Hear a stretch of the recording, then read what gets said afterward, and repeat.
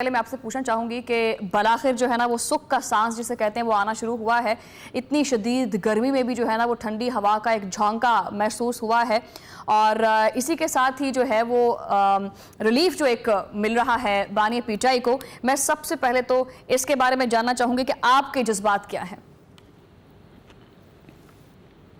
بسم اللہ الرحمن الرحیم. اللہم صلی علی محمد و علی آلہ و صحبہ وسلم. میرے جذبات وہی ہیں جو کسی بھی ایک شاگرد کے ہو سکتے ہیں کہ اس کا استاد بڑے امتحان میں ہو، یا ایک بیٹا جس کے جذبات اپنے والد کے لیے ہوں، یا ایک ورکر کے اپنے لیڈر کے لیے. کیونکہ میں خود اڈیالہ جیل کی ڈیتھ سیلز میں بھی وقت میں نے گزارا ہے اور مجھے اندازہ ہے کہ عمران خان صاحب پہ کیا گزری ہوگی. حالانکہ وہ میرے سے عمر میں کافی زیادہ ہیں، تو اس عمر میں انہوں نے 3 سال وہاں گزارے ہیں، اور تاریخ میں کوئی پاکستان کا وزیر اعظم ایسا نہیں گزرا جس نے اتنی طویل اور سخت جیل کاٹی ہو. تو قدرتی طور پہ میں اللہ کے سامنے، میں اور میرے جیسے بہت سے کارکن عمران خان صاحب کے اللہ کے سامنے سرب سجود ہیں، شکر گزار ہیں. اور کل میں نے سجدہ شکر ادا کیا، اللہ کا شکر ادا کیا کہ عمران خان صاحب کو ہسپتال شفٹ کیا جا رہا ہے. امید ہے آج رات 2 گھنٹے کا جو 2 دن کا جو وقفہ ہے، جو ٹائم ہے سپریم کورٹ نے جو دیا ہے، اس میں حکومت اس کو امپلیمنٹ کر دے گی. اور میں پر امید ہوں کہ اس سے آگے اب اللہ کرے گا اگر سیاسی قیادت، اپوزیشن اور حکومت ذرا بالغ نظری اور سنجیدگی کا مظاہرہ کرے تو میں سمجھتا ہوں کہ اس کے آگے اب کام سیاستدانوں کا ہے. عدالت سے ایک نیسیسری ریلیف مل گئی ہے. اس کو ریلیف بھی کہنا مناسب نہیں ہے، ان کا ایک حق ہے جو ان کو بہت پہلے مل جانا چاہیے تھا. کوئی احسان تو نہیں ہے نا، عمران خان صاحب کا حق ہے. کسی بھی سابق وزیر اعظم کے ساتھ یہ تو نہیں ہونا چاہیے جو ہوا. ان کے ہیلتھ کو اتنے رسک میں ڈال دیا گیا. لیکن ساتھ ہی علی محمد خان صاحب، بانی پی ٹی آئی کو شفا ہسپتال منتقل کرنے کا جو فیصلہ ہے وہ بھی چیلنج کر دیا گیا ہے. تو اب اس پر کیا حکمت عملی ہے آپ کی جماعت کی؟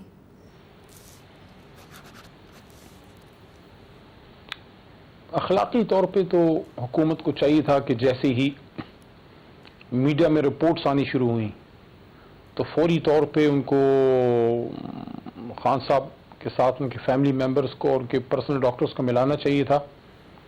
سیاسی قیادت کو بھی اعتماد میں لیتے. ہم جیسے لوگ جنہوں نے خان صاحب کے ساتھ ایک وقت گزارا ہے، آپ نے کبھی سنا ہے کہ اڈیالہ جیل کے باہر میں نے یا ہمارے کسی اور ساتھی نے کوئی ایسی بات کی ہو جو کوئی پولیٹیکل شخص اور اس نے کوئی ایسی بات کی ہو جس سے عمران خان صاحب کے لیے ہم نے کوئی مشکلات کھڑی کی ہوں؟ تو کیا مذائقہ تھا ہم جیسے لوگوں کو خان صاحب سے ملانے کا؟ ہم تو معاملے کو سلجھانے میں مدد دیتے. ہم تو بگاڑنے والے نہیں ہیں، ہم تو بنانے والے لوگوں میں سے ہیں. چیز ٹھیک کرنا چاہتے ہیں، خان صاحب کی بھی رہائی ہو اور یہ نظام میں بھی بہتری آئے، اور جو اتنے فاصلے پیدا ہوئے ہیں، قدورتیں پیدا ہوئی ہیں، وہ دور ہوں. تو حکومت کو تو چاہیے تھا کہ ہمیں لے جاتے نمبر 1. لیکن چلیں، وہ آپ نے اپنا جو ایک ہٹ درمی تھی دکھائی. لیکن جب آپ کے اپنے سپرڈنٹ جیل صاحب نے جب یہ رپورٹ سپریم کورٹ میں پیش کی، میں سمجھتا ہوں فوری طور پہ حکومت کو کہنا چاہیے تھا کہ ہم جب آپ کا اپنا سپرڈنٹ جیل کہہ رہا ہے کہ خان صاحب کو اس وقت ایک ہیلتھ میں سپورٹ کی ضرورت ہے، ان کو چیک اپ کی ضرورت ہے، وہ ساری ڈیٹیل آپ کو پتہ ہے عدالت میں پیش ہوئی ہے، تو اس کے بعد تو اس کی مخالفت کے کوئی جواز ہی نہیں تھا. میں اخلاق کی بات کر رہا ہوں، انسانیت کی بات کر رہا ہوں. باقی قانونی طور پہ ان کے پاس حق ہے، وہ اپنا حق جو ہے استعمال کریں، لیکن امپلیمنٹ ان کو اس لیے کرنا پڑے گا کہ اگر وہ اس فیصلے کے خلاف جا رہے ہیں تو سپریم کورٹ کے اس فیصلے کو ریورس کرنے کا اختیار بھی اسی سپریم کورٹ کے اس بینچ کے پاس ہے. کیونکہ کیس ابھی چل رہا ہے، آپ کو اس کا پتہ ہوگا اگر آپ نے اس کو پرسنلی کور کیا ہو، کیونکہ اس میں ابھی سپٹمبر کی تاریخ پڑی ہے. تو حکومت کو اگر جو بھی ریزرویشنز ہیں وہ اس تاریخ میں اپنی مینٹینیبلٹی پہ بات کر سکتے ہیں، یا اگر انہوں نے کوئی سول مسلینس موو کرنا ہے، کوئی ریویو کے لیے درخواست دینی، اسی عدالت میں ہم موو کریں. لیکن جب تک حکومت کی ریویو کی درخواست منظور نہیں ہوتی سپریم کورٹ کی اسی بینچ سے، تب تک یہ آرڈر ان فیلڈ ہے اور حکومت پابند ہے کہ 48 گھنٹے کے اندر عمران خان صاحب کو ہسپتال شفٹ کیا جائے. اگر اس میں وہ 1 منٹ کی بھی ایکسٹینشن لیں گے، وہ اس میں وہ ضائع کریں گے، 48 گھنٹے میں نہیں کریں گے جب سے یہ فیصلہ آیا ہے، تو اس کے بعد ان پہ ٹیکنیکلی توہین عدالت لگ سکتی ہے. لیکن اگر علی محمد خان صاحب، اگر لیٹ سپوز کہ اگر ایسا ہو جاتا ہے کہ ان کی ہسپتال منتقلی رک جاتی ہے، تو ویسے تو آلریڈی کال دی گئی ہے تحریک انصاف کی جانب سے کہ 27 ستمبر کو سڑکوں پر آئیں گے، تو کیا کچھ نیا کریں گے؟ کچھ بڑا احتجاج ہوگا یا قانونی راستہ ہی اختیار کیا جائے گا؟ میرے خیال میں اس وقت سیاسی بالغ نظری کا تقاضا یہ ہے کہ اپوزیشن ہم لوگ اور حکومت دونوں اس معاملے پہ سیاسی بیان بازی سے فی الحال گریز کریں اور ابھی حکومت کو ہم وقت دیں، اور اس امید پہ کہ حکومت ہوش کے ناخن لے گی۔ ان کے پاس ایک قانونی اختیار ہے کہ وہ اس کے خلاف درخواست دینا چاہتے ہیں، بے شک وہ درخواست دیں، لیکن ہم توقع رکھیں کہ وہ سپریم کورٹ کے اس فیصلے کو امپلیمنٹ کریں گے۔ باقی پھر جب عدالت میں کیس چلے گا تو ہم اپنا پھر جواب جمع کر دیں گے، لیکن فی الحال عمران خان صاحب کی شفٹنگ ہونی چاہیے، اور میں سمجھتا ہوں کہ کوئی امر مانے نہیں ہے، کہ کوئی وجہ نہیں ہے کہ ان کو جو ہے وہ شفٹ نہ کیا جائے۔